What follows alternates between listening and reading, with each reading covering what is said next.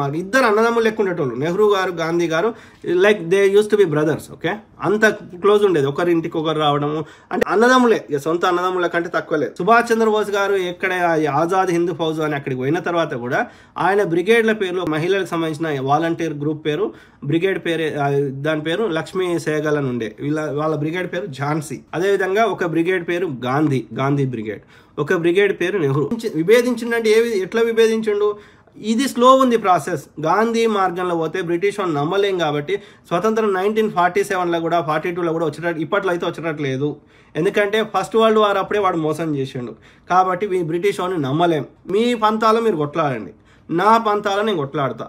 వీధితో కొట్లాడాలంటే యుద్ధం చేసే గెలవాలి అనేది సుభాష్ చంద్రబోస్ గారి మెంటాలిటీ. ఆ క్రమంలో వాడు జైలు నుంచి వాడు జైల్లో పెట్టిండు. ఆయన పెడితే ఆ జైల్లో అనారోగ్య కారణం చేత రిలీజ్ చేశారు. అక్కడ నుంచి సుభాష్ చంద్రబోస్ తప్పించుకొని అప్పుడు ఇవాళ ఉన్న ఆఫ్ఘనిస్తాన్, అప్పుడు రష్యా కమ్యూనిస్టుల చేతిలో ఉండే, రష్యా చేతిలో ఉండే. ఆఫ్ఘనిస్తాన్కి పోయి ఆ యొక్క వేరే మార్గం, ఆ సినిమా చూసారు కదా సుభాష్ చంద్రబోస్. సో అక్కడ నుంచి రష్యాకు పోయి, రష్యా నుంచి జర్మనీ పోయి, ఒక దిక్కేమో జర్మనీ వరల్డ్ వార్లో, ఒక దిక్కేమో జర్మనీ, ఇటలీ ఇవన్నీ ఒక దిక్కు కొట్లాడుతున్నాయి, ఇంకో దిక్కేమో అమెరికా, యూకే ఇవన్నీ ఒక దిక్కు కొట్లాడుతున్నాయి.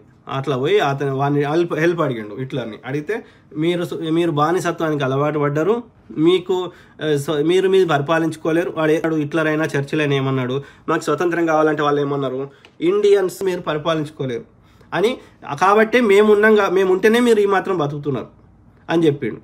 వాడు హిట్లరు